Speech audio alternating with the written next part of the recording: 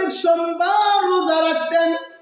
সাহাবায়ে কেরাম প্রশ্ন করে, ইয়া রাসূলুল্লাহ, ইয়া হাবিবাল্লাহ, আল্লাহর নবী গো, আপনি প্রত্যেক সোমবার কেন রোজা রাখেন? ইয়া রাসূলুল্লাহ, জানতে চাই প্রত্যেক সোমবারে আপনি কেন রোজা রাখেন গো নবীজি? আল্লাহর নবী ডাক দিয়া বলেন, সাহাবীরা রে, আমি প্রত্যেক সোমবারে রোজা রাখার কারণ হলো তিনটা। আল্লাহর নবী বলেন, এক নম্বর কারণ হলো এই সোমবারে আল্লাহ রাব্বুল আলামিন আমাকে দুনিয়ার মধ্যে পাঠাইছেন। আমি যেদিন দুনিয়ার মধ্যে আগমন করেছি, যেই বার ছিল সেই বারটা হলো সোমবার। এজন্য আমি নবীজির জন্মে খুশি হইয়া, আমি নিজের জন্মে খুশি হইয়া আমি এই বারটাকে আনন্দ করি আমি রোজা রাখার মাধ্যমে। এই জন্য আমি রোজা রাখি, সোমবার রোজা রাখি। কেন? আল্লাহ তাআলা আমাকে পাঠাইছেন যেদিন, সেই দিনটা ছিল, সেই বারটা ছিল সোমবার। তাই আমি এই সোমবারে রোজা রেখে মিলাদ পালন করি। আল্লাহ রাসূল রোজা রেখে মিলাদ পালন করেছেন।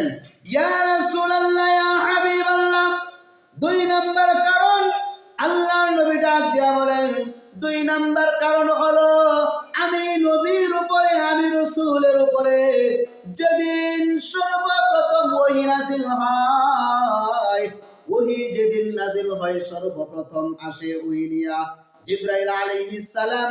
যেদিন ওহী নিয়ে আসে, সর্বপ্রথম ওহী নিয়ে আসলেন আমার কাছে, যেই বারে আসলেন সেই বারটা ছিল সোমবার।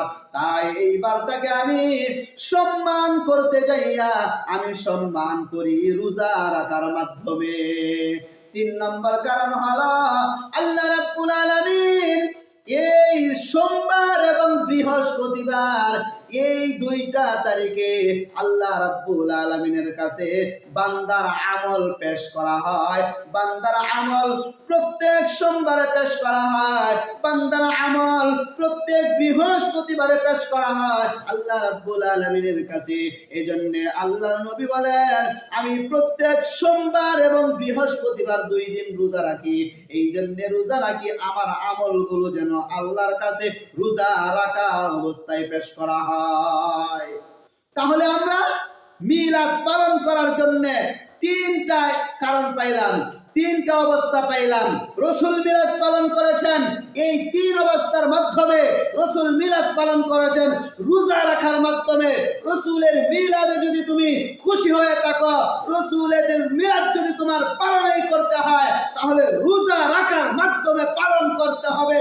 জিলাপি খাওয়ার মাধ্যমে নয়, নাচানাচির মাধ্যমে নয়, গান বাজনার মাধ্যমে নয়, মিছিলের মাধ্যমে নয়। রাসূলের মিলাদ পালন করতে হবে রোজা রাখার মাধ্যমে। না খাইয়া রোজা রাইকা সাহাবায়ে কেরাম মিলাদ পালন করেছেন, না খাইয়া রোজা রাখার মাধ্যমে আল্লাহর নবী মিলাদ পালন করেছেন। আর আমরা খাওয়া খাইয়া, আমরা জিলাপি খাইয়া